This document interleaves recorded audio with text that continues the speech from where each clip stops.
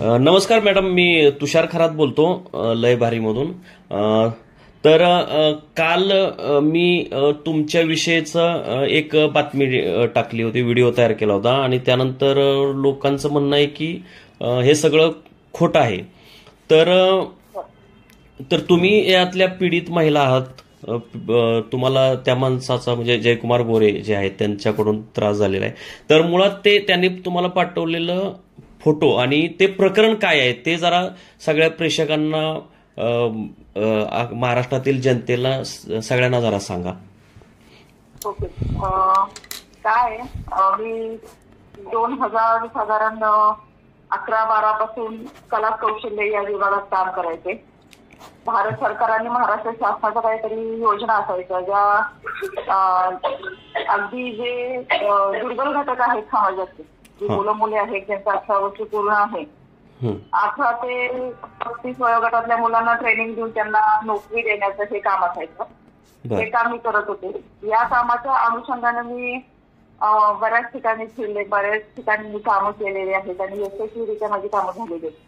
याच कामाच्या संदर्भातून सातारचे आता तुम्ही जसे माझ्या ओळखीचे आहात तसे 2-3 पत्रकार माझ्या ओळखीचे आहेत सातारमधले चांगले. माझे त्यांचे जुने संबंध आहेत. म्हणजे ह्या कामाच्या निमित्ताने आले आणि त्याच्या आधीपासून कनिष्ठा म्हणून पण एक सोशल वर्क माझं चांगलं होतं. तर असं ते त्या माध्यमातून माझ्या पत्रकारांची ओळख झाली. त्यांनी मला सांगितलं की मान तालुक्यामध्ये जी मुलं आहेत ज्यांना पैशाचा प्रॉब्लेम आहे, कुठले कोर्स करता येत नाहीत, काही नाही, तर तिथं आपल्याला काय करता येईल का. अच्छा. तर मी त्यांना म्हटलं की माझ्याकडे एक अशी योजना सरकारची आलेली आहे की 1000 भरा आणि 2500 परत घ्या. अच्छा. तर ही म्हणजे 2500 परत ते तुम्ही भरलेले 1000 आणि सरकार तुम्हाला 1500 रुपये अनुदान देणार, बाकी 2500 तुमच्या अकाउंटला परत येणार. तर मी म्हणलं मुलांची तयारी असेल 1000 भरायची तर ही योजना मी तिथं राबवू शकते. तर त्यासाठी ते म्हणले की नाही, मुलांच्याकडं, कारण तो दुष्काळी भाग आहे किंवा आपण असं म्हणू शकतो की इकॉनॉमिकली वीक, तर ते मुलं एवढं करू शकणार नाही. तर यासाठी आपण काय करू शकतो. तर ते म्हणले की तिथले जे आमदार आहेत जयकुमार गोरे, त्यांनी या बाबतीत काही जबाबदारी उचलली तर कसं होईल. म्हटलं खूप छान आहे. त्यांनी काय जर मुलांचे पैसे भरले 1000 रुपये, त्यांना काय जर ते परत हवे असेल तर ते पण मी म्हटलं त्यांना परत देऊ शकते. तर ते मग त्या दरम्यान काय झालं होतं, सकाळचा वर्धापन दिन होता 27 मेला 2015 साली. तर आणि मी असं कुठल्याही राजकीय नेत्याला भेटून अशी माझी कामं आतापर्यंत कधीच नाही. मला अगदी पकडून द्यावं की ह्या नेत्याच्या मदतीने तुम्ही हे काम केलं. अच्छा. तर ते त्यावेळी ते फोन आले की मॅडम ते येत आहेत आणि 5 मिनिटासाठी तुम्ही येत आहे का. माझी इच्छा नसताना मी गेले. आणि गेल्यानंतर एक 5 मिनिटाची ती माझी आणि गोरीची पहिली भेट. माझी नाही म्हणजे ती कुठे जाहीर कार्यक्रमात, म्हणजे वर्धापन दिन सोहळ्यात जाहीर कार्यक्रमात, पोलीस करमणूक केंद्रामध्ये तो कार्यक्रम होता सातारामध्ये का. सातारमध्ये. तिथं माझी त्यांची झालेली ती पहिली 5-10 मिनिटाची भेट असेल. मी त्यांना ती स्कीम समजून सांगितली. तर त्यांनी मला सांगितलं की तुम्ही माझ्या निवासस्थानी या मराठीवाडीला आणि तिथं आल्यानंतर आपण या विषयावरती चर्चा करू.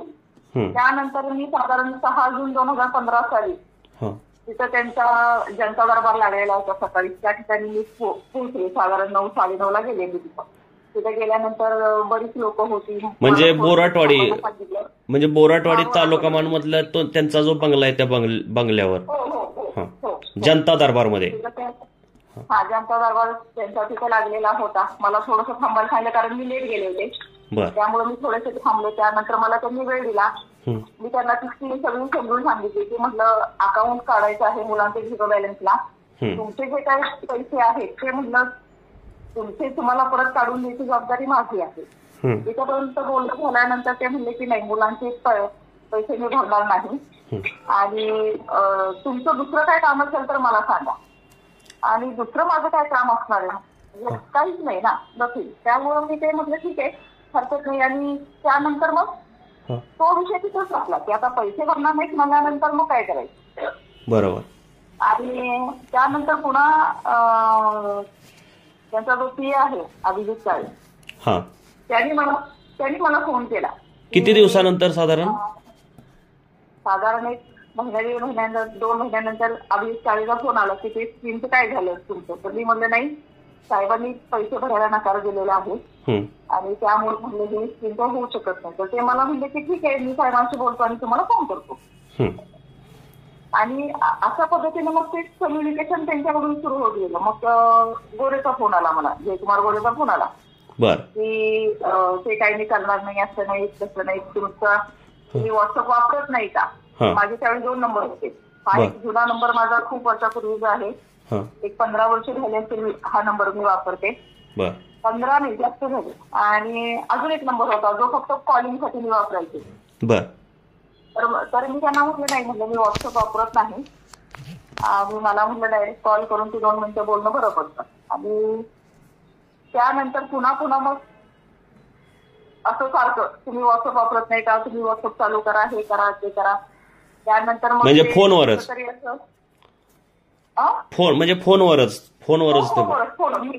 मी त्या माणसाला आयुष्यात 3दा भेटले. आतापर्यंत 2दा तुम्हाला सांगितलं मी, एक त्याच्या घरी, एक त्या सकाळच्या कार्यक्रमात, आणि 3ऱ्यांदा भेटले ज्यावेळी कोर्टात, ज्यावेळी तो असा हात जोडून उभा होता की माझी चुकी झाली, मला माफ करा. येऊया आपण तिथेपर्यंत. मी तुम्हाला हे थोडंसं बॅकग्राऊंड सांगते, लोकांना कळायला पाहिजे इतिहास काय आहे. आणि हे झाल्यानंतर त्यांचे फोन सुरू झाले रात्री अपरात्री. त्याचे तो फोन येते ते 9:30-10 नंतर रात्री. हा, आणि त्यानंतर मग तुम्ही व्हॉट्सअप वापरत नाही का, तुमचा व्हॉट्सअपचा नंबर द्या, असं द्या तसं द्या. चिंतने त्यांना तुम्हाला मिळाला तो नंबर माझा, हा 9850. मग त्यावरती चॅटिंग सुरू झालं, गुड नाईट, गुड मॉर्निंग, बाकीचे सुरू झाले. आणि तुम्ही त्यांना सांगितलं नाही का की बाबा रात्रीच्या वेळी फोन करत जाऊ नको, रात्रीच्या वेळी महिलांना फोन करणं बरोबर नाही वगैरे, असं काही बोलला का तुम्ही? हो, बऱ्याच वेळा मी त्यांना सांगितलेलं होतं की तुम्ही लोकप्रतिनिधी आहात आणि तुमचं हे जे चाललेलं आहे हे बरोबर नाहीये. हे बऱ्याच वेळा मी सांगून झाले. म्हणजे बऱ्याच वेळा मी सांगितलं त्यांना की आज तुम्ही एक आमदार आहात, जबाबदारी व्यक्ती आहात आणि हे तुम्ही करताय हे बरोबर नाहीये. हे बऱ्याच वेळा सांगून झाल्यानंतर ऐकलं नाही. त्यानंतर त्यांच्यावरून काही इमेजेस यायला लागल्या मला. काय त्यानंतर एक फोटो अशी यायला लागले. अरे हा, म्हणजे जे आपण जे आक्षेपार्ह फोटो आहेत, आक्षेपार्ह फोटोला सुरुवात झाली. आणि त्यानंतर मग काहीच केल्यानंतर मी बदत नाही म्हटल्यानंतर मग हे असे मॅडम, हे आक्षेपार्ह फोटो त्यांनी किती वेळा पाठवले आणि साधारण किती दिवस पाठवत होते ते? अनेक वेळा पाठवले आणि बरेच महिने हा कार्यक्रम सुरू होता. 8-9 महिने हा कार्यक्रम सुरू होता, फोटो पाठवायचा. रात्री बेरात्री कॉल करणं, व्हिडिओ कॉल करणं, डिमांड करणं, याचं बरेच महिने सुरू होतं. आणि त्यानंतर मग कुठेतरी आपल्याला हे होत नाही, आपल्याला जे हवं ते होत नाही म्हणल्यावर त्यांनी मला व्हॉट्सअपला शिव्या दिल्या. आणि त्यानंतर मग हे, आणि त्यावेळी पण माझी अपेक्षा एवढीच होती की, कारण हे बघा, मी आज चांगल्या कुटुंबात वाढलेली महिला आहे, माझ्यावर चांगले संस्कार आहेत आणि कुठल्याही स्त्रीला स्वतःची इज्जत काढून घ्यायला आवडणार नाही. बरोबर. आणि माझं त्यावेळेस फक्त एवढंच म्हणणं होतं की तू चुकलास, 2 वेळेस माफी माग, मी चुकलो, मी परत असं करणार नाही, तू व्हॉट्सअपलाच माफी माग. खूप म्हणजे मी अगदी शेवटच्या क्षणापर्यंत वाट पाहिली की तू माफी माग, तू चुकलेला आहेस, तू माफी माग, तू माझ्या अस्मितेला हे केलेलं आहे, ललकारलेलं आहे, तू फक्त माफी माग, बाकी माझं काही म्हणणं नाही. त्यांनी असं केलं नाही, उलट मला धमक्यांचे फोन सुरू झाले. कोण देत होतं धमक्या? अभिजित काळे आणि जयकुमार गोरे. अच्छा, की पोलीस केस केलीस तर मी तुला संपवून टाकीन, मी तुला हे करीन, मी तुला ते करीन, तुला जिवंत सोडणार नाही. त्या दरम्यान मला भेटायला अभिजित काळे सिव्हिल हॉस्पिटलच्या इथं आला, गोरेच्या सांगण्यावरून. तर त्यांनी पण मला असं सांगितलं की आमचे भाऊ ब्लॅक मॅजिक करतात. काय करतात?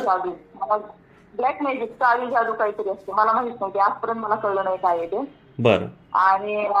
आणि ते तुमच्यावर ब्लॅक मॅजिक करतील, तुम्ही हे पोलीस केस करणं वगैरे हे सगळं बंद करा, सोडून द्या हा विषय, नाही तर तुम्हाला जड जाईल, असं जाईल. बर. तर मी म्हटलं ज्यावेळी त्यांनी हे केलं त्यावेळी त्यांना हे जोड गेलं नाही का, त्यावेळी त्यांनी विचार केला नाही का की त्यांना हे जोड जाईल. आणि म्हटलं तुमच्या आमदारांना सांगा माफी मागायला, आमच्या विषय तेवढाच आहे. बर. नाही, मग तुम्हाला उलट सुलट मला त्यांनी बरंच काय काय ऐकवलं आणि तो निघून गेला.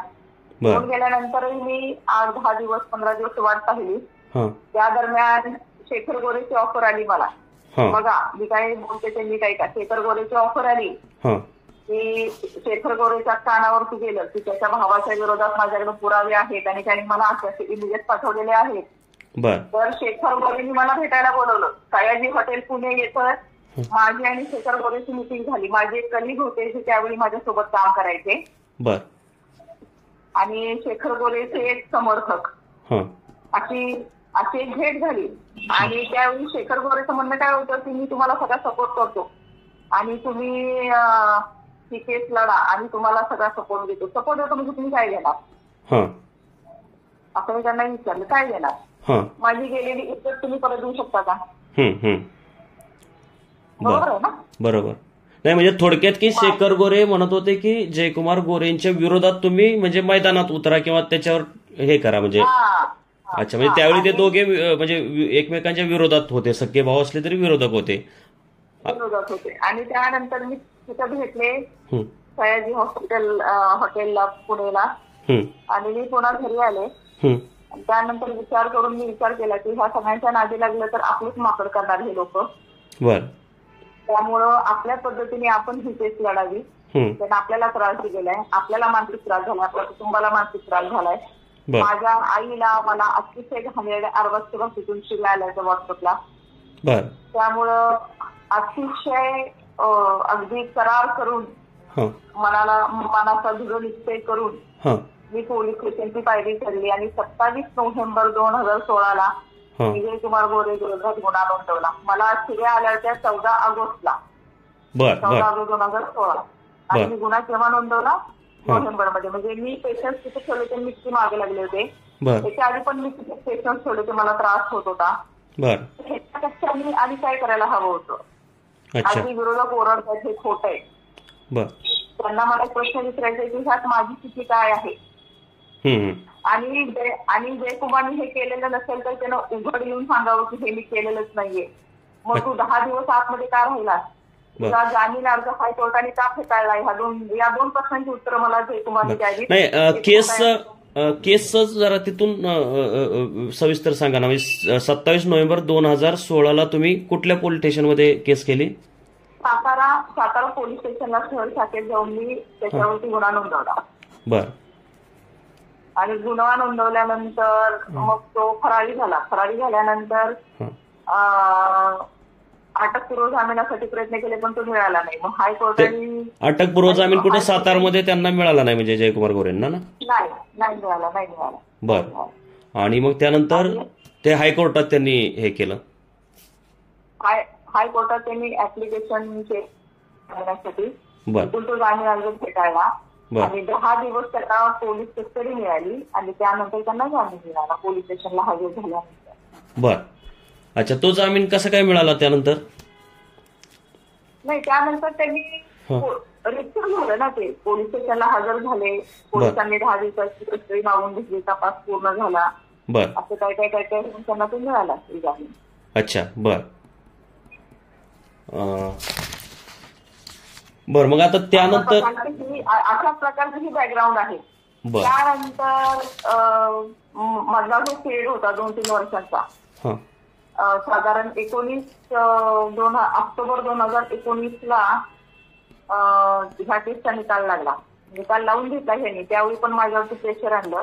त्या दरम्यानच्या काळात म्हणजे मला फोन येत होते आणि सगळे निनावी कॉल असायचे बरं का. ते त्यावेळी कॉइन बॉक्स वगैरे असायचे, त्या कॉइन बॉक्सवरून फोन येते मला. बर. तुम्हाला जिवंत सोडणार नाही, तुम्हाला असं नाही तसं नाही. म्हटलं तुम्हाला काय करायचं असेल ते करा. बर. हो, कारण हे तुम्ही पोलिसांना सांगितलं का की मला हे असे फोन येत आहेत धमक्यांचे निना. हो, सांगितलं. बरं, पोलिसांनी सांगितलेलं होतं. आणि त्या त्यावेळी मला पोलिसांची पण चांगली मदत झालेली आहे या केसमध्ये. मी त्यांना काही म्हणत नाहीये. चांगल्या प्रकारे त्यांनी माझी हे घेतली, काळजी घेतली होती की हा माझ्या जीवाला काही करेल. पोलिसांनी माझी व्यवस्थित काळजी घेतली होती. आणि त्या 2019 मध्ये निवडणुका झाल्या. निवडणुका झाल्यानंतर त्यावेळी ह्याला शपथविधी घ्यायचा. शपथविधी त्यावेळी ही केस आडवी येत होती. काय शपथविधीला काय होतं? 2019 मध्ये हा पुन्हा आमदारकीला ज्यावेळी निवडून आला. हो हो गोरे. हो. हा, तर शपथविधीसाठी त्याला ह्या केसचा अडथळा येत होता, अडसर येत होता असं माझ्या कानावर, मला डिटेल माहित नाही. आणि त्यानंतर मग त्याचे जे वकील होते, खोट वकील, हे माझा एक कझन आहे, त्या दोघांचे मैत्रीचे संबंध येतात. ते बोलता बोलता त्यांनी सांगितलं ही माझी बहीण आहे. आणि मग त्यानंतर आधी तर मला प्रेशराईज होतच होतं, केस काढून घ्या, केस मागं घ्या सारखं.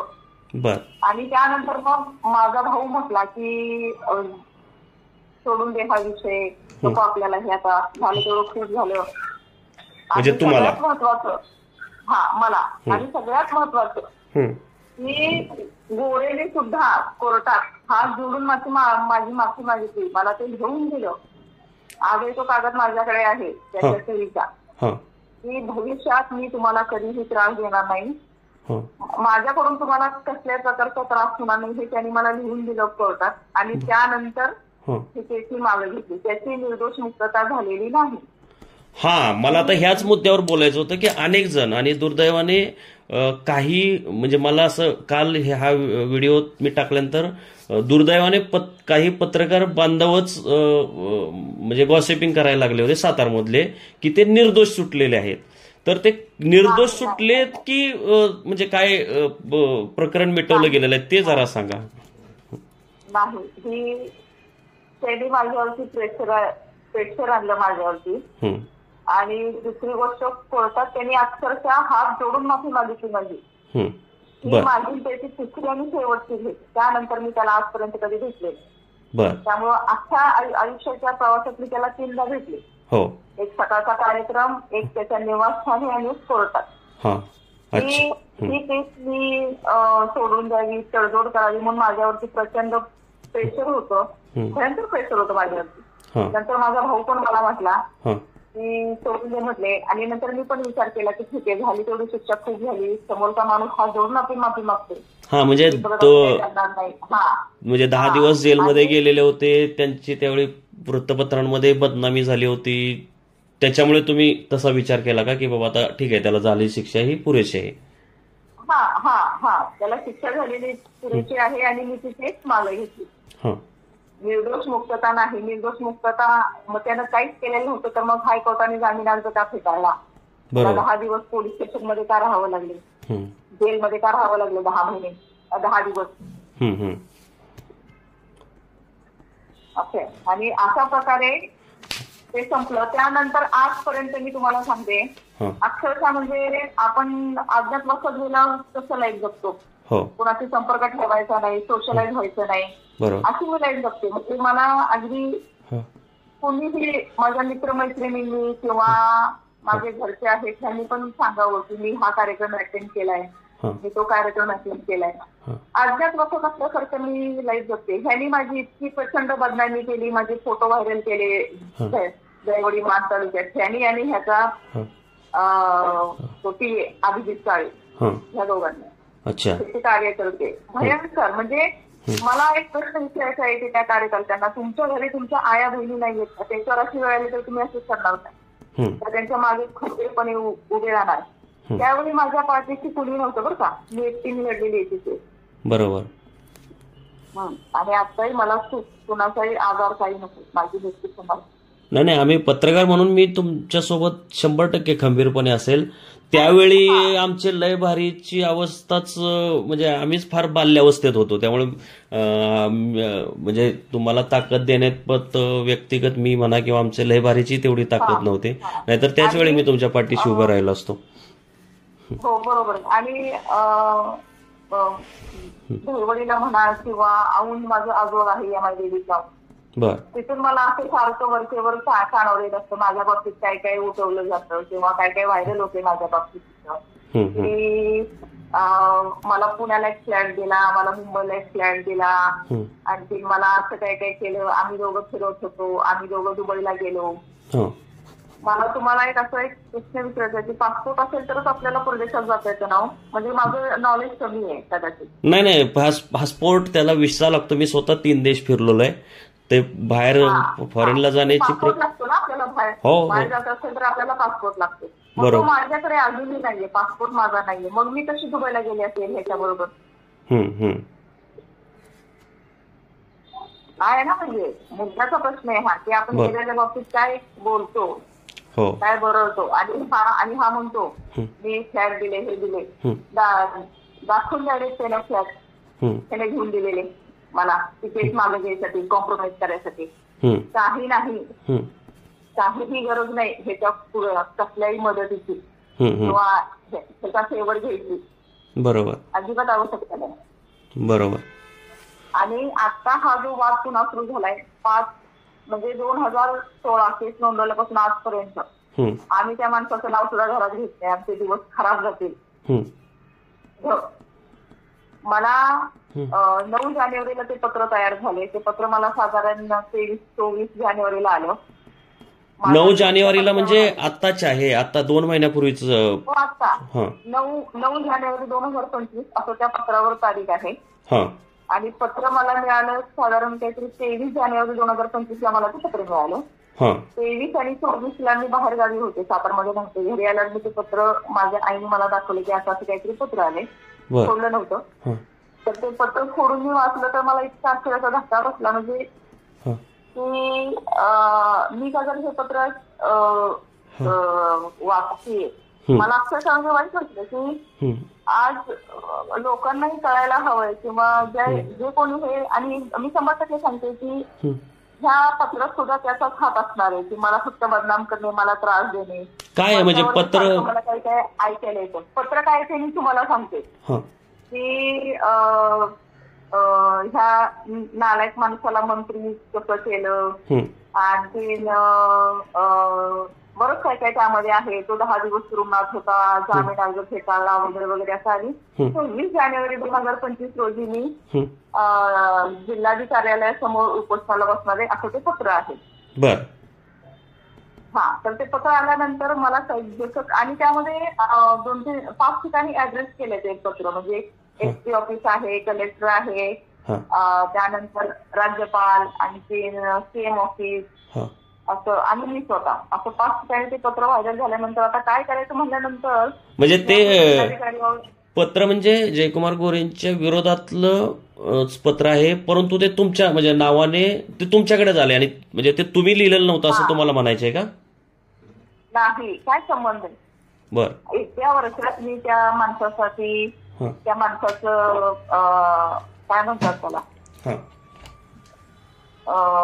म्हणजे आम्ही नाव टाकलं पूर्णपणे, आम्हाला त्या गावी जायचं नाही. मग मी हे काय करेन सगळं. मग हे पत्र कोणी आलं, कसं आलं, काय आलं, डिटेल ऍड्रेस आहे त्यावरती माझा, पण पत्रावरती सही माझी नाहीये. आता FIR वरती जी सही आहे आणि आता जी पत्र पोस्ट केली ती सही माझी आहे. बर. त्या पत्रावरची सही आहे ती माझी नाहीये. ती सही अतिशय साधी सिंपल आहे, CS मुक्ते म्हणून केलेली. पण FIR वरची सही आहे ती माझी आहे, जी जयकुमार गोरेच्या FIR वर मी सही केली आहे ती सही माझी आहे. अच्छा. तर ते असं झाल्यानंतर मी जिल्हाधिकाऱ्यांना भेटले, वेळ घेतली. पण काय नाव जिल्हाधिकाऱ्यांचं? जिल्हाधिकाऱ्यांचं नाव काहीतरी पाटील आहे. आता ते नवीन आलेले संतोष पाटील आता नवीन आलेले जिल्हाधिकारी. नवीन आलेले.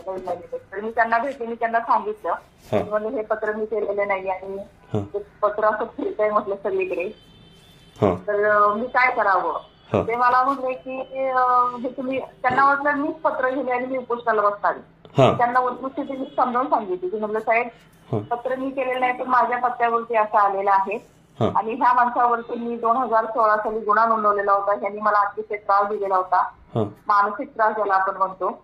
तर त्यानंतर ते मी एसटी ऑफिसला फोन करून सांगतो आणि ते ह्या गोष्टीचा तपास घेतील आणि पण त्यानंतर मला कोणाचीच मदत झाली नाही. म्हणजे एसटी ऑफिस कडूनही काही नाही, पोलिसांकडून काही नाही. हे पत्र कसं आले, काय आले, कुणीच त्याचा शोध तपास घेतला नाही, काही नाही. त्यामुळं आता मी स्वतः ठरवलेलं आहे की मध्यंतरी माझ्या कानावर होतं की ती FIR व्हॉट्सअपला फिरत होती, व्हॉट्सअप ग्रुपला दहिवडीच्या. त्यानंतर हे असं कानावर येत राहतं, फ्लॅट दिला, हे दिला, ते दिला. त्यानंतर आता हे पत्र, म्हणजे मला आणि माझ्या कुटुंबाला जगून द्यायचं नाही हा त्याचा डाव आहे त्यामध्ये. अच्छा. म्हणजे सारखा आम्हाला नाहक त्रास द्यायचा काही कारण नसताना. मग माझ्या त्या सगळ्या ह्याच्यासाठी मी आता संघर्ष करणार, मी ठरवलेले. आणि मी येत्या 17 मार्च 2025 मी आमरण उपोषणाला बसणार. अच्छा, म्हणजे जे मला जे काल ज्या पत्राच्या आधारे मी जी बातमी दिली की तुम्ही राज्यपालांना पत्र दिलंय आणि उपोषणाला बसणार आहे, हे दुसरं पत्र तुम्ही लिहिलेलं आहे, परंतु पहिलं पत्र आहे ते खोटं आहे, ते तुमच्या नावाने कुणीतरी तिसऱ्यानंच लिहिलं. हा, ते पहिले जे पत्र आलेलं आहे मला 9 जानेवारीला 9 जानेवारी 2025 जे पत्र आले ते मी केलेलं नाहीये. बर. अजिबात नाही. म्हणजे माझा त्या पत्राचा काही संबंध नाही. ते पत्र माझ्या पत्त्यावरती आलं. बर. आणि मग त्यात तुमच्या नावाचा उल्लेख आहे का? हो, माझ्या नावाचा उल्लेख आहे त्यामध्ये. माझं नाव आहे, माझी सही केलेली आहे तिथं. बर. मग मी उपोषणाला बसणार आहे असं लिहिले त्यामध्ये. आणि मग हे असं आम्ही का सहन करायचं? आमची काय स्थिती आहे, माझी काय स्थिती आहे सांगा ना. म्हणजे ह्या सगळ्या प्रकारात आता मी तुम्हाला 2015 पासून आतापर्यंत सगळा प्रवास मी तुम्हाला काय केसचा, त्या गोरेचा, लोक काय काय बरळत असतात की दोघं फिरायला जायची, अशी जायची, तसं जायची. काही नाही. मी त्या माणसाला 3दा भेटले, 3दा कुठं कुठं भेटले हे तुम्हाला सांगेल. कोर्टात हालत तो असा बसला होता ज्यावेळी हे चालू होतं तडजोड, चोरासारखा बसला होता. म्हणजे त्याची हिंमत होती की तो उघड करून माझ्याकडे बघेल, आता खाली मान घालून बसला होता. अच्छा. चोरासारखा बसला होता, चोरासारखा. अच्छा. म्हणजे तुला गिल्ट आहे ना की तू हे केलेले, मग तरी तुला हे धंदे का करायचे? बरोबर. तू चुकलायस ना त्यात. आणि त्यावेळी पण माझी अपेक्षा फार नव्हती. 2 लाख माफी माग, तू चुकलायस आणि मी परत असं करणार नाही. बर. नाही केलंच त्यांनी ते. मग शेवटी मी काय करायला पाहिजे ना. बरं, मी हे केलं नसतं तर तो त्रासच बंद झाला नसता. फोटो, ते कॉल, ते टॉर्चर करावं लागलं मला ते. अच्छा. आता ह्या अशा केसमध्ये बऱ्याचदा म्हणजे जे लोक आहेत, म्हणजे ज्याला आपण गॉसिपिंग म्हणतो किंवा हे, तर तशा पातळीवर असं बोललं जातं की किंवा इव्हन ह्या केसमध्येही काही लोक खाजगीमध्ये असं म्हणतात की असे इतके घाणेरडे आणि इतके गलिच्छ फोटो कधीच कुठलाच माणूस कुठल्या महिलेला पाठवणार नाही, यांच्यात काहीतरी संबंध असतील म्हणूनच जयकुमार गोरेने पाठवलं असतील, अशी एक चर्चा होत असते, म्हणजे शंका घेतली जात असते. तर आणि लोक घेतात, अजूनही बोलतात तसं. तर तुम्हाला त्याविषयी तुमचं काय म्हणणं आहे? अजिबात नाही, हे पाप खोटं आहे. म्हणजे ह्या बोलण्यामध्ये काही तथ्य नाहीये. आणि तो स्वतःची चांगली वाचवतोय, तो स्वतः बदनाम झाला त्यामुळे तो मला बदनाम करतोय. त्यांनी फक्त मी त्याच्याबरोबर कुठं आले हे फक्त दाखवावं, संबंधच नाही ना काही. का मी जाईल त्याच्याबरोबर? होत आहे अगदी आता दुसरा एक आपण ज्याला म्हणतो ना बिनबुडाचे आरोप आहेत हे. अच्छा.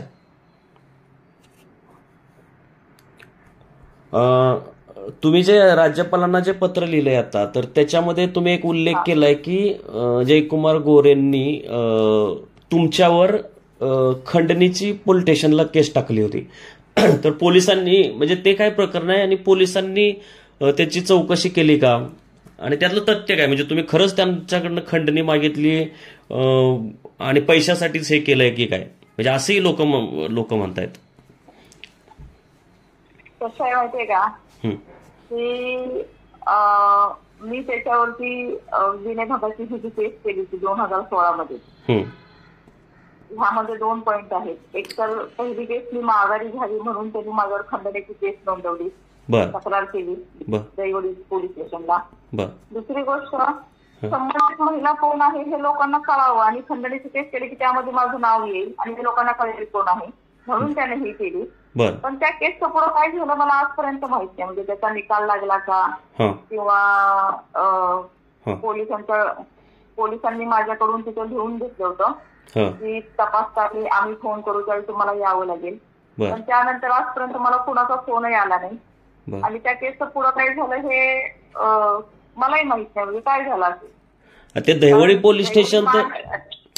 पोलीस स्टेशन म्हणजे जो माझा अनुभव आहे ते तर म्हणजे ते जयकुमार गोरेचे जणू काही घरगडी असल्यासारखे असतात. आणि मग तुम्हाला जर त्यांनी ठरवलं असतं खोट्या केसात अडकवायचं तर ते आरामशीर अडकवू शकले असते. मग तरी तुम्हाला त्यांनी का नाही अडकवलं या केसमध्ये? म्हणजे मला कळालं नाही, तुमचा आवाज थोडा ब्रेक. नाही मला काय म्हणायचंय की म्हणजे त्यांनी म्हणजे ते दैवडी पोलीस स्टेशन जे आहे किंवा इव्हनच पूर्ण अख्खं सातारा पोलीस स्टेशन ते खोट्या, आता त्या मायनी जे प्रकरण आहे त्याच्यातून लक्षात येतंय की ते खोट्या केसेसमध्ये अडकवू शकतात तुम्हाला. परंतु तुम्हाला याच्यात अडकवलेलं नाही. म्हणजे त्या 2 कोटी रुपयांची त्याने तक्रार करूनही पोलिसांनी अडकवलेलं नाही. म्हणजे त्यावेळी काय पोलिसांनी काय स्टँड घेतला होता त्यावेळी? नाही पोलिसांनी स्टँड काय घेतला होता त्यावेळेचा मी तुम्हाला सांगते की फक्त मला त्रास द्यायसाठी आणि ही विनयभंगाची केस मागं घ्यायसाठी त्यांनी ही केस केलेली होती. त्यामुळे पोलिसांचा मला त्यावेळी थोडासा सपोर्ट होता. होता तर त्यावेळी मला पोलिसांनी हेही सांगितलं होतं की तपासताना तुम्हाला आम्ही फोन केला की हजर राहावं लागेल. तर मी म्हणलं तर ठीक आहे, काय हरकत नाही. अच्छा, मी ही केस मागं घ्यावी विनयभंगाची म्हणून माझ्यावरती प्रेशर आणण्यासाठी त्यांनी ती केस केलेली होती. त्या केसचं काय झालं मला आजपर्यंत समजलेलं नाही. म्हणजे केस सुरू आहे, संपली, चालू आहे, त्याचा काही निकाल लागला, आमच्या विरोधात गेला, काही माहित नाही मला, काहीच नाही. अच्छा, म्हणजे थोडं मला मानसिक त्रास व्हावा म्हणून त्यांनी ती केस केलेली होती आमच्यावरती. मग तुला का जर मी ऐका तुला का जर मी खंडणी मागते 2 कोटीची तर मी मग तुझ्यावरती केस करायच्या आधीच मागितली असती ना. मग तू त्याच वेळी करायला पाहिजे होती. 2 महिन्यानंतर ही केस नोंदवल्यावर 2 महिन्यानंतर तू खंडणीची केस का केली? बरोबर, पोलीस स्टेशन होते का जयवडी मानके? बरोबर, त्याच वेळी करायला हवी होती ना की मी मागतीये. नाही, आमची इंटेन्शन अशी काहीच नव्हती. आताही नाहीये, तेव्हाही नव्हती. आता तर संघर्ष करायचं ठरवलेलं आहे पुन्हा एकदा आणि मी संघर्ष करणार. अच्छा, आता तुम्ही त्यावेळी तुम्ही म्हणालात की साधारण 7-8 महिने तो असे गलिच्छ घाणेरडे फोटो तुम्हाला पाठवत होता. मग तुम्ही 7-8 महिने का शांत बसला? म्हणजे त्या लगेचच का नाही त्याला म्हणजे त्याची पोलीस स्टेशनला तक्रार केली? 7-8 महिने मी शांत बसले. आता जी परिस्थिती झाली ना ती तेव्हा झाली असती. अच्छा, म्हणजे आता जसं मला टॉर्चर होतंय, मला बदनाम केलंय, आम्ही इकडे जायचो तिकडे जायचो, हे जे होते हे त्याच वेळी झालं असतं म्हणून मी शांत बसले होते की कधीतरी हे थांबेल, त्याच्याकडून हे थांबेल असं वाट बघत होते मी. आणि त्यानंतर मग शिव्या दिल्यानंतर मग मात्र मी ठरवलं की नाही आता आपल्याला काहीतरी पाऊल उचलावं लागेल. आणि त्यानंतर मग मी पोलीस स्टेशनला गेले. त्यानंतरही मी त्याला विनंती करत होते की तू 2 वाक्यात माफी माग, तुझं चुकलंय आणि माफी माग की माझं चुकलंय, मी परत असा त्रास देणार नाही. बरोबर. तुम्ही मला आताची परिस्थिती जी आहे, मला जे बदनाम केलंय किंवा हे जे आता सुरू आहे हे त्याच वेळी झालं असतं. म्हणजे मी फक्त वाट बघत होते की हा कधीतरी हा थांबेल, पण नाही थांबत आणि व्हॉट्सअपला शिकायल्यानंतर मग मी पाऊल उचललं. अच्छा, दुसरं असं की काल तुम्ही मला बोलताना बोलला होता की त्याने तुमच्याविषयी काहीतरी जाहीर भाषणामध्ये तुमचं नाव न घेता काहीतरी उल्लेख केला होता आणि तुम्हाला बहीण भगिनी असं काहीतरी तुम्ही मला काहीतरी सांगत होता. तर ते काय, तो मुद्दा जरा मला सांगा ना. त्याला ज्यावेळी जामीन मिळाला होता हम्म, हायकोर्टातून आणि तो इथे पोलीस स्टेशनला हजर झाल्यावर ज्यावेळी जामीन प्रक्रिया पूर्ण झाली हम्म, त्यानंतर त्यांनी कुठंतरी सभा मेळावा असं काहीतरी घेतलेलं देवडीमध्ये. हम्म, तर त्याचं म्हणणं असं होतं की केस अशी वळवायची चालली की डायव्हर्ट करायची, हम्म, की हे विरोधकांनी केलेलं आहे आणि विरोधकांच्यामुळे मी ही केस केलेली आहे. हा. तर त्या माता भगिनीला त्या भगिनीला पोलिसांनी संरक्षण द्यावं. म्हणजे तुम्हाला मला हा आज ज्या महिलेला तू असे तुझे असतील झालेले फोटो पाठवत असून तिलावर भगिनी म्हणतो, हा, म्हणजे काय म्हणालो ह्याला. हम्म, आणि वर आणखी विरोधकांचं नाव घेतो कशाला. हम्म, मला विरोधकांची मदत घ्यायची गरजच नाही मुळात. मी शिकलेली नाहीये, ती शिकलाय. हम्म, हम्म. तुम्ही आता हे विरोधकांचा उल्लेख केला ते आताही आरोप व्हायला लागलेत की म्हणजे हे विरोधकांचं कारस्थान आहे किंवा विरोधकांनी हे केलेलं आहे. माझ्यावरही होत आहेत आणि तुमच्यावरही. तर कुठला विरोधक तुमच्या मागे आहे जरा सांगा. म्हणजे मला तर त्याचे जे कोणी विरोधक आहेत तेच घाबरलेत की म्हणजे मी ज्या बातम्यात त्यांच्या विरोधात इतक्या लावतोय की जयकुमार गोरेचे विरोधक स्वतः घाबरत आहेत की मला ते म्हणतात की तुषार कशाला तुम्ही अंगावर घेताय त्याला. तर आता हे तर हा तर तुमच्या बाबतीत काय तुम्हाला कुणाचा पाठिंबा आहे. मला कुणाचाही पाठिंबा नाहीये पहिली गोष्ट. तेव्हाही नव्हता आणि आताही नाही. बर. आणि दुसरी गोष्ट मी माझ्या आत्मविश्वासाने तेव्हाही मी मैदानात उतरले होते, आताही मी तेच केलेलं आहे. मला हे बघा माझी बाजू सत्याची खऱ्याची माझ्यावर आणली आणि मला कुठल्याही विरोधकांचा आधार घ्यायची काय गरज आहे. बरोबर. हा आणि मग जे बोलतायत की मी विरोधकांचा सपोर्ट आहे आधार आहे जे बोलतायत त्यांनी सिद्ध करून दाखवावं. आपलं म्हणणं खरं करून दाखवावं. कुठला विरोधक माझ्या बाजूने आहे मला सपोर्ट करतो दाखवते मी तो करावं. नुसते आरोप करायचे नाहीत बिनबुडाचे. आम्ही आरोप करतो का नाही. आम्ही आरोप नाही करत आम्ही करून दाखवतो. तुम्ही सुद्धा आरोप करू नका तुम्ही करून दाखवा. ते दाखवा कोण माझ्याकडे आहे मला खूप कोणाचा सपोर्ट आहे. तुम्हाला तुषार दादा तुम्हाला एक खरं सांगते आतापर्यंत ते केस झाल्यापासून आजपर्यंत अज्ञातवासात आपण कसं आयुष्य जगतो अज्ञातवासात कशी मी लाईफ जगलेली आहे. मला ते सांगा तुम्ही ते अज्ञातवासाचा अनेकदा उल्लेख केला. हे प्रकरण व्हायच्या अगोदर म्हणजे त्याने तुम्हाला घाणेरडे गलिच्छ फोटो पाठवण्याच्या अगोदरचं तुमचं आयुष्य कसं होतं आणि त्यानंतरचं आयुष्य कसं त्या दोन्ही मधला फरक सांगा मला. त्यावेळेचं लाईफ होताना माझं मी सोशल वर्क माझं इतकंच चालायचं तुम्हाला सांगते भयंकर मोठ्या प्रमाणात. मी जे काम करायचे कला कौशल्याचं त्यामार्फत मी जवळजवळ 2,500 मुलांना चांगल्या प्रकारचं प्रशिक्षण दिलं. मुलांना पैसे मिळवून स्किल एज्युकेशन म्हणजे अच्छा स्किल एज्युकेशन कला कौशल्य आपण ज्याला म्हणतो ते त्यावेळेचा ट्रेंड खूप नवीन होता. त्यामुळे बेरोजगार मुलांना रोजगार मिळाला. जे 10वी आत होते त्या मुलांना हाऊसकीपिंग किंवा मोठ्या मोठ्या नेट असतात त्यामध्ये काम मिळालं. मोठमोठे हॉटेल्स असतात त्यामध्ये त्यांना काम मिळालं. त्यानंतर इथं हनुमानगिरी स्कूल आहे तिथे गावला तिथं मी 3 महिने सातारमधून डेली अपडाऊन करून नर्सिंगचं ट्रेनिंग दिलं होतं. तिथल्या 7 महिलांना त्यांना मी प्लेसमेंट दिली होती. कुठेगाव कोरेगाव अशा ठिकाणी.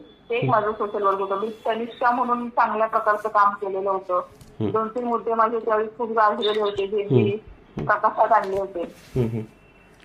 तो आमचा ग्रुप होता त्यामध्ये पण मी खूप चांगल्या प्रकारे काम केलेलं होतं. ह्या केसमुळं माझं हे सगळं मी त्या सोशलच्या पूर्णपणे बाहेर आले होते. मी माझं कला कौशल्याचं काम पूर्णपणे बंद केलेलं आहे. माझे 2-3 चालू प्रोजेक्ट आमदार हात यांनी बंद पाडले त्यावेळी ज्यामध्ये मी खूप इन्व्हेस्टमेंट केलेली होती ते त्यांनी बंद पाडले. त्यानंतर मग मी हे असं केल्यामुळं मला समोरून कामं मिळायची बंद झाली. माझं सोशल म्हणजे थोडक्यात त्यानं माझी पूर्णपणे खच्चीकरण केलं. माझं सगळं काम म्हणजे बंद पाडले. काही करून मी केस मागे झाली. मी डगमगले नाही. अच्छा. आणि अज्ञातवास जे तुम्ही म्हणता तर ते असं ते माझं पूर्वीचं लाईफ होतं 2016च्या आधीचं. आणि 2016 पासून मी आणि माझं कुटुंब एवढं बाकी मी कुठल्याही लग्न समारंभ, नातेवाईकांचं काही फंक्शन किंवा काही कुठलाही कार्यक्रम मी अटेंड करत नाही.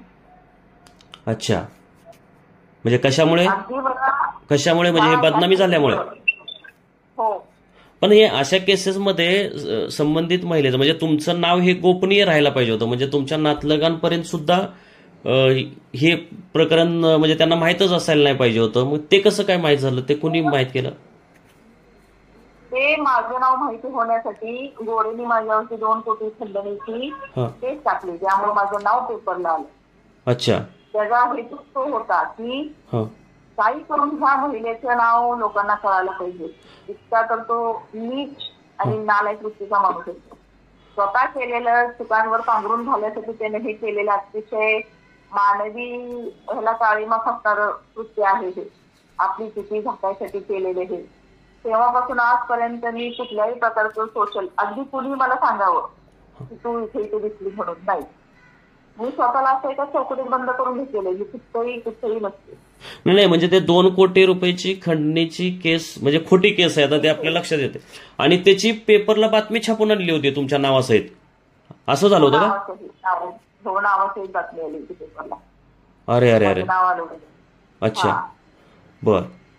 मग जर त्यांनी पेपरला बातमी छापून आणली तर मग ते प्रकरण त्यांनी म्हणजे ते 2 कोटीचं पुढं काय झालं तुम्ही जे सवाल करताय तो बरोबर आहे. म्हणजे ते मला कळायला पाहिजे ना. आज तुम्हाला केस केली, आज पोलिसांनी तुझी तक्रार घेतली, पुढं काय झालं मला कळायला हवंय ना.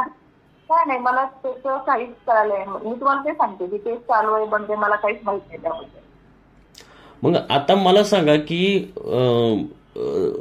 2 कोटी म्हणजे त्यावेळी ते आमदार होते आणि त्यांनी तुमच्यावर अशी खंडणीची केस टाकून तुम्हाला बदनाम करायचा प्रयत्न केला. आता तर ते मंत्री आहेत. बदनाम केलं, प्रयत्न करू नका त्याला. अच्छा अच्छा. हा, बदनाम. माझे फोटो व्हायरल केले तिथं मान तालुक्यातल्या संपूर्ण त्याच्यात तालुक्यात फोटो व्हायरल केले माझे.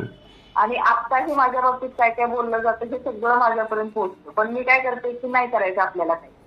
मध्यंतरी माझी FIR ग्रुपवर फिरत होती, व्हॉट्सअप ग्रुपवर माझ्या कानावर होतं, पण नाही करायचं मला काही, तरी मी गप्प बसले.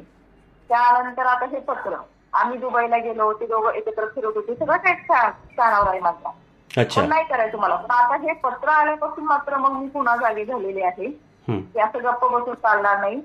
उद्या आपल्यावर काहीही अलिगेशन लावतील आणि आपल्याला ते ऐकून घ्यावं लागेल. त्यामुळे आता मी पुन्हा एकदा संघर्ष करायचं ठरवलेलं आहे. आता मी करणार तो संघर्ष. आता माझा प्रश्न असा होता की त्यावेळी ते आमदार होते आणि त्यांनी तुमची बदनामी केली. आता तर ते मंत्री आहेत, ग्रामविकास खात्याचे मंत्री आहेत, मोठे मंत्री आहेत. आणि पोलीस खातं म्हणजे जे मुख्यमंत्री आहेत देवेंद्र फडणवीस हे जयकुमार गोरेंच्या साठीच सातारा पोलीस डिपार्टमेंट जयकुमार गोरेंसाठीच आहे की काय अशी स्थिती आहे. कारण मी त्यांच्या अनेक केसेस बघतोय तर जयकुमार गोरेंना जेलमध्ये जायला पाहिजे इतक्या भयानक केसेस आहेत त्यांच्या. त्या मायनी कॉलेज असेल किंवा, पण पोलीस त्यांना आटोकाट वाचवत आहेत. उच्च न्यायालयाने ताशेरे ओढलेले आहेत पोलिसांवर, तरीही पोलीस त्या जयकुमार गोरेंना वाचवत आहेत. मग आता तर तुम्हाला ते जास्तच त्रास देतील की, तुम्हाला म्हणजे भीती नाही वाटत का?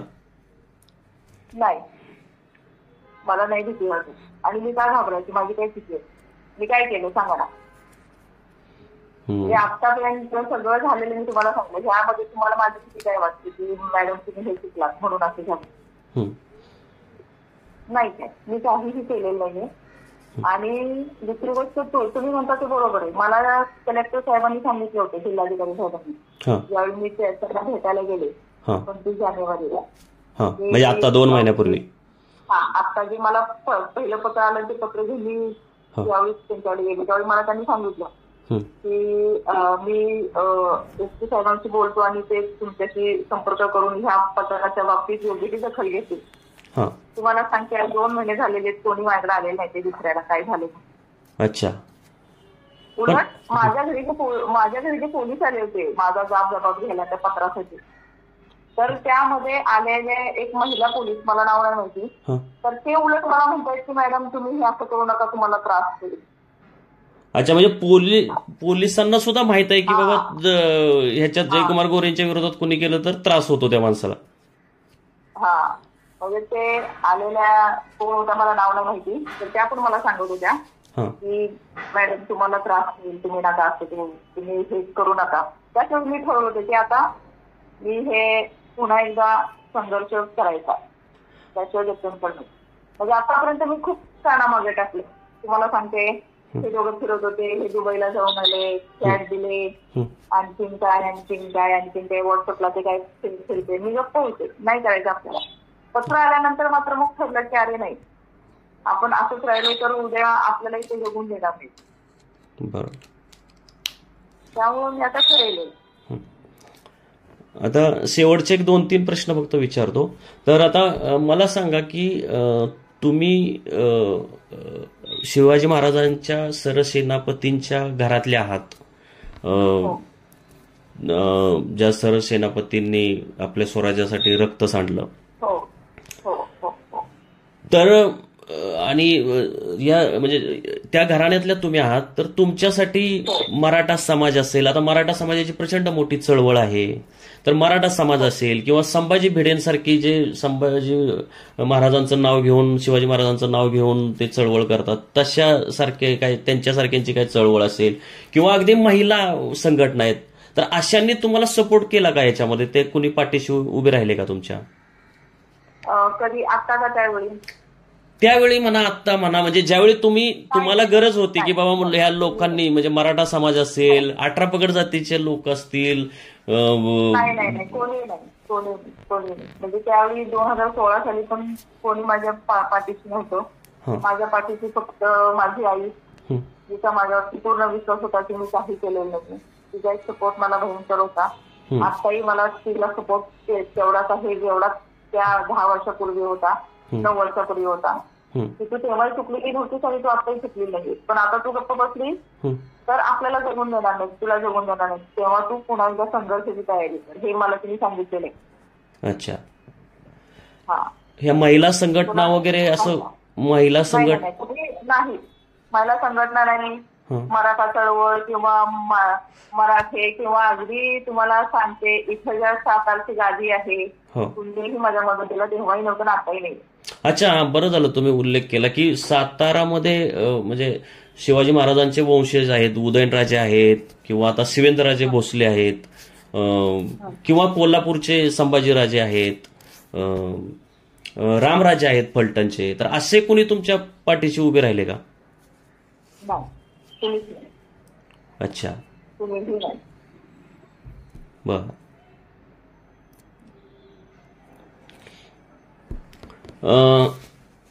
दुसरा एक प्रश्न की हे काल व्हिडिओ केल्यानंतर काही जणांनी मला व्हॉट्सअपवर असं म्हटलं की जयकुमार गोरेंच्या घरात दुःख झालेलं, म्हणजे खरं हा विषय तर काढायला नाही पाहिजे आपण, पण माझ्यावर आरोप झाला, तुमच्यावरही, म्हणजे याचा अर्थ तो तुमच्यावरही आहे की त्यांच्या घरी दुःख असताना तुम्ही हा विषय आता काढायला नाही पाहिजे होता.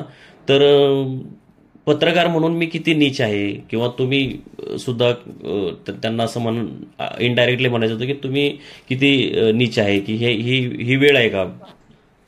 तर त्यावर तुमचं काय म्हणणं आहे? त्याचे वडील वाढले ना, किती तारखेला वाढले वडील? काय किती तारखेला? नाही मला माहित नाही, आता वाढले ना काहीतरी. हा, 5-6-7 दिवस झाले असतील.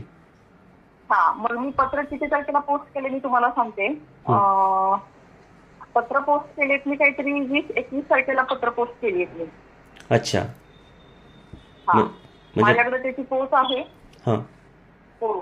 पोस्टाकडून आलेली. अच्छा. मी बरोबर 20 फेब्रुवारीला पत्र पोस्ट केली. अच्छा. मग त्यावेळी मला अशी आकाशवाणी नव्हती ना. बरोबर. मी काय महाभारतातला संजय नाहीये. हो. हा, बरोबर. आता विधिमंडळाचं अधिवेशन चालू आहे.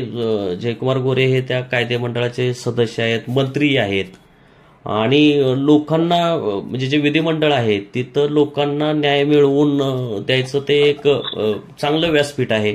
जसे आता केंद्रीय मंत्री आहेत रक्षा खडसे, त्यांच्या मुलीची छेडछाड झाली तर प्रचंड मोठं वादळ उठलं. समाजातले लोक टीका करायला लागले त्या नराधम लोकांवर किंवा ते जे समाजकंटक आहेत त्यांच्यावर. तुम्हाला असं वाटतंय की हे विरोधक असतील किंवा सत्तेतले आमदार असतील, सत्तेतल्या महिला नेते असतील, म्हणजे चित्रा वाघ आहे, मनीषा कायंदे आहेत, त्याच्यानंतर आपल्या उपसभापती नीलम गोरे आहेत, तर ही लोक तुम्हाला ह्या प्रकरणात मदत करतील किंवा तुम्हाला त्यांच्याकडून अपेक्षा आहे का की बाबा ह्यांनी मला मदत करावी? मी आत्ताच नाही ते सांगू शकत तुम्हाला. मदत केली तरी ठीक आहे. अच्छा. पण भावनेने त्यांनी मदत करावी मला. माझ्यावरती जो अत्याचार झालेला आहे 2015-16 मध्ये, त्याचे पडसाद पुन्हा एकदा उमटलेले आहे. त्याचा तुम्ही राजकीय हेतूसाठी स्वतःच्या फायद्यासाठी करू नये.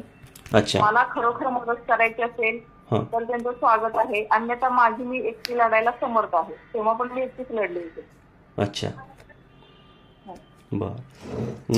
आता तुम्ही राज्यपाल त्यांनी मला पाठिंबा दिला, मला मदत केली तर खूपच छान आहे. कुणी महिला संघटनांनी? म्हणजे आता तुम्ही त्यांची नावं घेतली, जसं चित्रा वाघ आहे किंवा ज्या काही महिला पदाधिकारी आहेत आपल्या मंडळात. हो. अच्छा, तुम्ही महिला आयोगाकडे वगैरे तक्रार केली का? जशी राज्यपालांना केली तशी महिला आयोगाकडे वगैरे केली? नाही. अच्छा, बर. आता राज्यपालांकडे तुम्ही तक्रार केली आणि तेच परत तुम्ही मुख्यमंत्री आणि दोन्ही उपमुख्यमंत्री अनेक उद्धव ठाकरेंनाही हे केलेले आहे, तर तुम्हाला काय अपेक्षा आहे राज्यपालांकडून किंवा मुख्यमंत्र्यांकडून? नाही, मला अपेक्षा एवढीच आहे की अशा माणसाला तुम्ही मंत्रीपद दिलेलं आहे जो त्रास देतोय महिलांना नाहक, अशा माणसाला तुम्ही मंत्रीपद न द्यावं आणि त्यासाठी उपोषित करतात. नाही, महिलांना त्रास देतोय म्हणजे तुम्हाला त्रास दिलेला माहिती, आणखी कुणाला दिलाय का त्यांनी? ते नाही माहित मला. अच्छा. मला त्रास दिलेला आहे, तो 10 दिवस आतमध्ये राहून आलेला आहे. इतकं सगळं माहित असताना त्याला मंत्रीपद कसं दिले आणि त्याचं मंत्रीपद पुन्हा काढून घेण्यात यावं म्हणून मी उपोषणाला बसणार. अच्छा, म्हणजे तुमची मागणीच डायरेक्ट त्यांच्या म्हणजे ह्या ज्यांनी तुम्हाला त्रास दिलाय त्यांना मंत्रिपद? माझ्या कुटुंबाला त्रास होतोय त्यामुळं. अच्छा. नाही, पण त्याच्यावर लोक असे म्हणतील किंवा की बाबा त्यांनी प्रचंड कष्टाने ते आमदार झालेत आणि मग त्यांचं असं मंत्रिपद म्हणजे त्यांचं नुकसान नाही का होणार? त्यांच्या करिअरची वाट लागेल ना?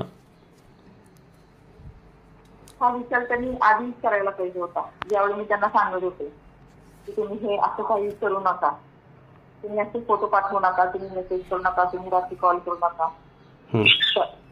त्यांनी जर खूप मेहनतीने हे सगळं मिळवलेलं असेल तर त्यांनी विचार करायला हवा होता.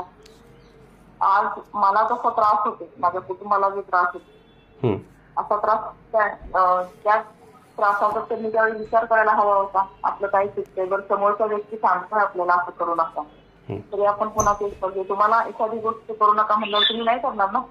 बरोबर. तुमचं सगळं करिअर त्यामध्ये लागलेलं असेल, तुम्ही नाही करणार असं. बरोबर. तुम्हाला जर मेहनतीने मिळालेलं असेल तर तुम्ही मुळीच नाही करणार. मग ह्याचं तुम्हाला काय वाटतं? मेहनतीने मिळालेलं असेल का हे? मला तर नाही वाटत त्याचे सगळे जे काही चाललेले आहेत ते बघून. बरोबर. आणि त्याला मेहनतीने मिळालं नाही मिळालं कसं मिळालं हे त्याची मला काहीच घेण्यात येत नाही आत्ताच्या वस्तुस्थितीमध्ये. माझं फक्त म्हणणं एवढंच आहे की मला त्रास झालेला आहे आणि मी काही न करता मला त्रास दिलेला आहे. म्हणजे ती केस झाल्यापासून आतापर्यंत आम्ही त्याचं नाव सुद्धा घरात कोण घेत नाही, म्हणजे काही संबंधच येत नाही नाव घ्यायचा. माझं सोशलाईज पूर्ण बंद झालं. माझ्या पूर्ण जे आमचं मोठं कुटुंब आहे, मोठे कुटुंब, त्याचं पूर्णपणे माझा संपर्क तुटला. अच्छा. कुठं म्हणजे पूर्णपणे अज्ञातवास होते ना की काय चुकी माझी सांगा ना. बरोबर. हा, मग हे का तर त्यांना कष्टाने मिळवलेलं होतं, तर त्या सगळ्या गोष्टींचा विचार करायला हवा होता तुम्ही. त्याचे पडतात त्याच्या करिअरवर काही पडतील, चांगले वाईट सगळा विचार व्हायला हवा ह्यामध्ये. त्यांनी करायला हवा होता विचार, नाही केला त्यांनी. बरोबर. आता मॅडम म्हणजे माझे प्रश्न सगळे संपलेले आहेत, पण काल मी हा व्हिडिओ टाकल्यानंतर त्या व्हिडिओच्या खाली अनेकांनी ज्या प्रतिक्रिया हे केलेल्या आहेत त्यातले काही प्रश्न आपण घेऊया.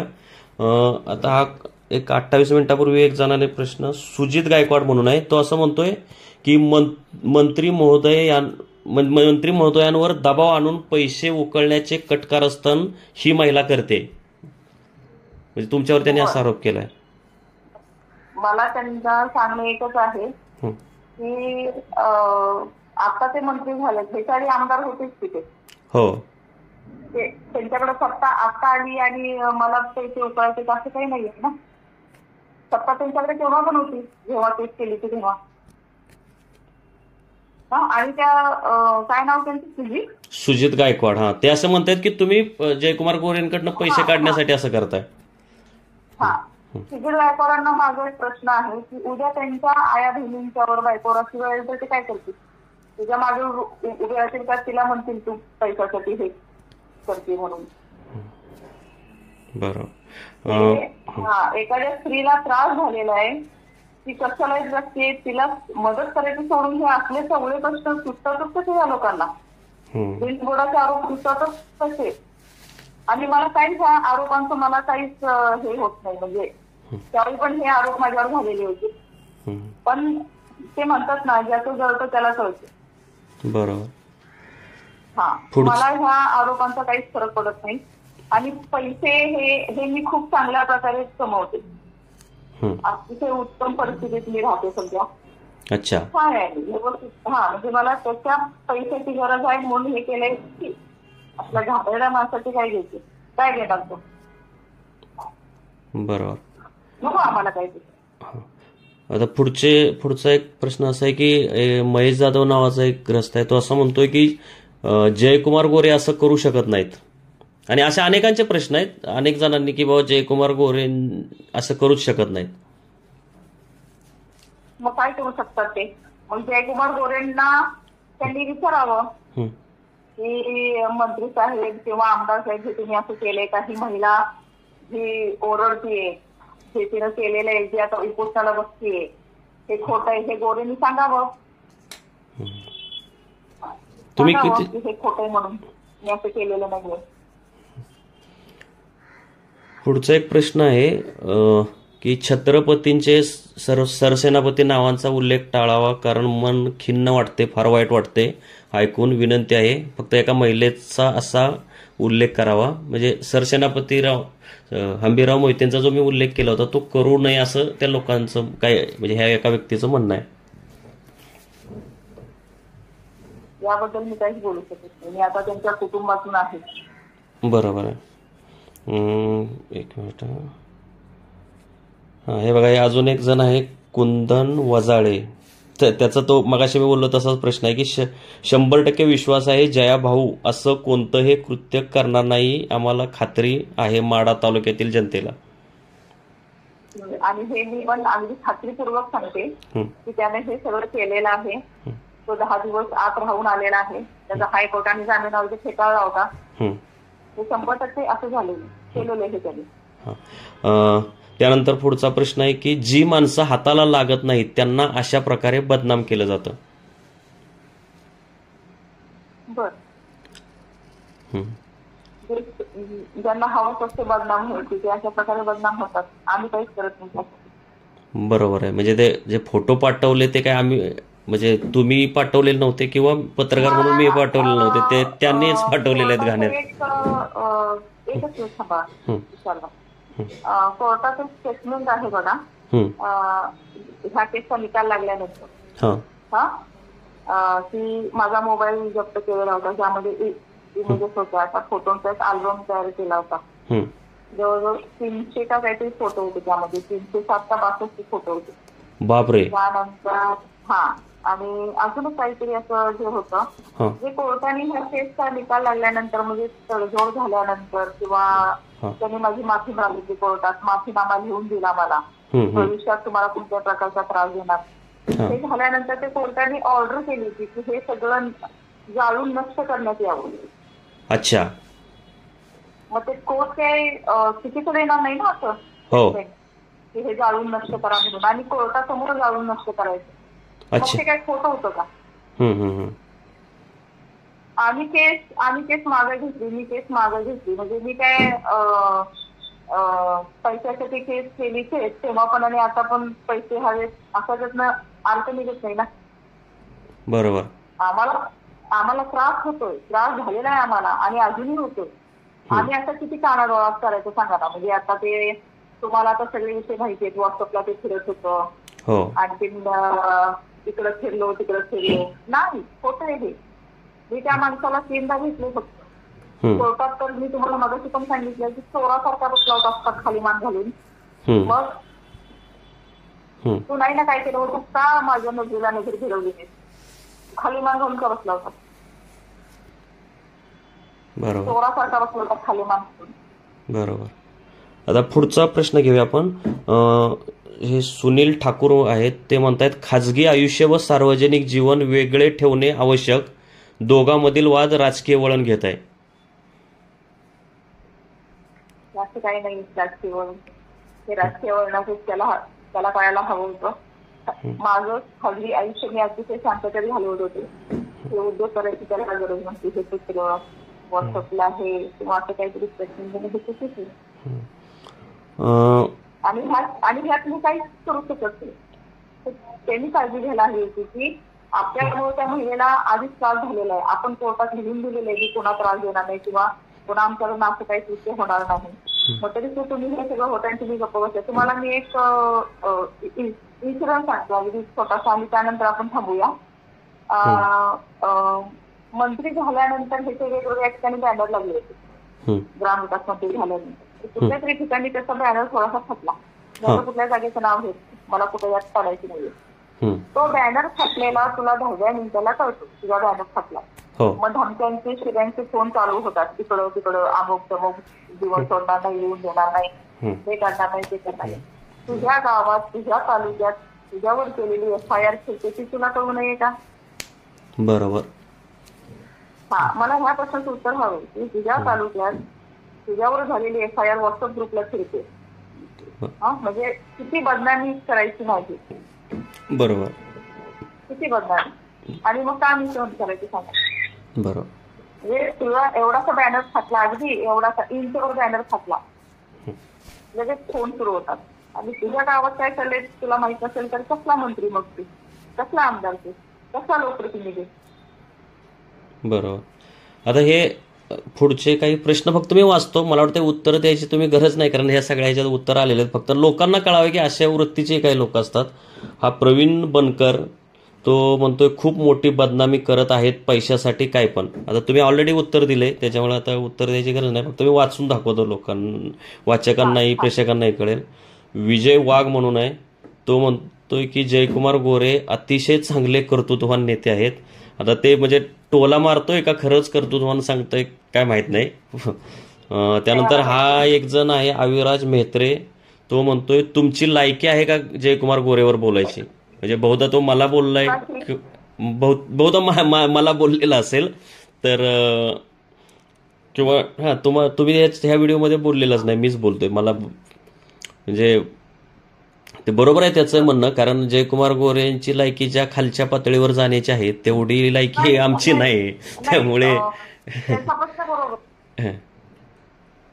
बरोबर आहे. अच्छा, आपण त्यांच्यावरती बोलून आपलं तोंड खराब करतो असं त्यांचा अर्थ आहे. बरोबर. त्यांचं बरोबर आहे, आपण त्यांच्यावरती बोलून आपला वेळ आणि आपलं तोंड खराब करतो, त्यांचं बरोबर आहे. त्यांना धन्यवाद सांगा आम्हाला जागृत केल्याबद्दल. बरोबर. आता ह्या व्हिडिओ खाली बऱ्याच कंप्लेंट हे आलेत कमेंट्स, आणि त्यातल्या हार्डली 1-2% फक्त त्याच्या म्हणजे त्यांचं कौतुक करणारे आहेत किंवा त्यांच्या पाठीशी. बाकी लोक तर वैतागलेले आहेत जाम. म्हणजे फार संतप्त प्रतिक्रिया आहेत लोकांच्या जयकुमार गोरेंविषयी. म्हणजे मुख्यमंत्री साहेब काय चाललंय राज्यात, जरा लक्ष द्या, सारखं निवडणूक राजकारण करू नका, पक्ष मोठा करण्याच्या नादात राज्य, ठीक आहे राजकीय टीका आहेत, पण ते काय डोकं आहे मुख्यमंत्री यांचं. आणि गोरे यांना तिथे मोहिते पाटील घराणे यांचं वर्चस्व आहे, तिथं ह्या गोरे यांना सोलापूर जिल्ह्याचं पालकमंत्री केलंय. पुढचा एक जण म्हणतोय अशा मंत्र्यांची चौकशी करून पोलिसांनी सर्वसामान्यांना न्याय दिला पाहिजे, जेल भोगायला लावलं पाहिजे. बऱ्याच हे आहेत कंप्लेंट. म्हणजे तुम्हाला याचा अर्थ की तुम्हाला लोक ओळखत नसली तरी तुमच्या पाठीशी लोक उभी राहत आहेत, सामान्य लोक आहेत जे कुठल्या राजकीय पक्षाची नाही काय नाही अशी लोक प्रचंड आहेत. तर ही म्हणजे तुमच्यासाठी जी खरी लोक आहेत ना, आणि ज्यांना माहिती आहे की हा स्ट्रगल खरा आहे, हा संघर्ष खरा आहे, ते निष्ठोर भावनेने माझ्या पाठीशी उभी राहतील. पण ज्यांना फक्त ह्याला चटणी मीठ लावून फक्त सगळं येते असं काहीतरी कमेंट पास करतात. बरोबर. आता शेवटचाच प्रश्न विचारतो की तुम्ही राज्यपालांना म्हटलेला आहात की मी उपोषणाला बसणार आहे, तर हे म्हणजे हा तुमचा इशारा आहे की तुम्ही खरोखरच बसणार आहात उपोषणाला? नाही, मी खरोखर बसणार आहे. मी इशारा काय देणार, मी खरोखर बसणार आहे उपोषणाला, इशारा नाही हा. पण ते आझाद मैदानात लोक असे म्हणजे इथं माझ्या ऑफिस पासून जवळच आहे आझाद मैदान, तिथं असे उपोषणाला भरपूर बसतात, तिकडे सरकार लक्षही देत नाही. तुम्हाला ते त्रास होईल ना सर, सरकारने जर दखल घेतली नाही. तुम्ही पत्र लिहिल्यानंतर, तोही माझा खरं तर प्रश्न आहे की पत्र लिहिल्यानंतर देवेंद्र फडणवीस किंवा अजितदादा किंवा एकनाथ शिंदे यांनी तुम्हाला काय बोलवलं का, फोन केला का? एकनाथ शिंदे सातारा जिल्ह्यातलेच आहेत, त्यांना महादजी शिंदेच्या नावाचा पुरस्कार मिळालेला आहे, त्यांनी तरी तुमची दखल घेतली का तुम्ही त्यांना पत्र दिल्यानंतर? बर. मग ते उपोषणाला तुम्ही बसल्यानंतर जर त्यानंतर ही दखल नाही घेतली तर मग आणखीनच त्रास होईल ना तुम्हाला? नाही, हे बघा, आत्ताचा जो त्रास होतोय ना, तो त्या त्रासापेक्षा तो त्रास कमी असेल. ह्या त्रासापेक्षा हा जो त्रास होतोय तो त्रास कमी असेल. ठीक आहे, धन्यवाद ताई तुम्ही माहिती दिल्याबद्दल.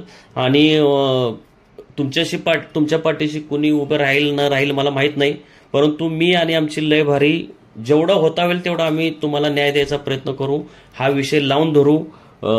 त्याच्यामुळे मला ऑलरेडी खूप त्रास होतोय, जसं तुम्हाला त्रास देतात. मी तर पत्रकार आहे, माझा केस वाकडा करू शकत नाही, तरीही मला प्रचंड खालच्या पातळीवर घाणेरड्या भाषेत शिव्या देतात, धमक्या बिमक्या सगळे प्रयोग करून झालेले आहेत. तुम्ही तर महिला आहात, तुमच्याकडे असं काही व्यासपीठही नाही पत्रकारितेचं. तर म्हणजे मला जर तेवढा त्रास देत असतील तर तुम्हाला किती त्रास ते मंडळी देत असतील याची मी कल्पना करू शकतो. आणि म्हणून मी तुमच्या पाठीशी ठामपणे उभा राहीन. आणि समाजातल्याही लोकांना माझी विनंती आहे, तुमच्या नातलग असतील की बाबा कुठला तरी माणूस पैसेवाला आहे आणि सत्ताधीश आहे म्हणून तो कुठल्या तरी महिलेवर चिखलफेक करतो, म्हणून अशा व्यक्तीवर म्हणजे जी पीडित महिला आहे त्या पीडित महिलेची बदनामी कुणी सहन केली नाही पाहिजे.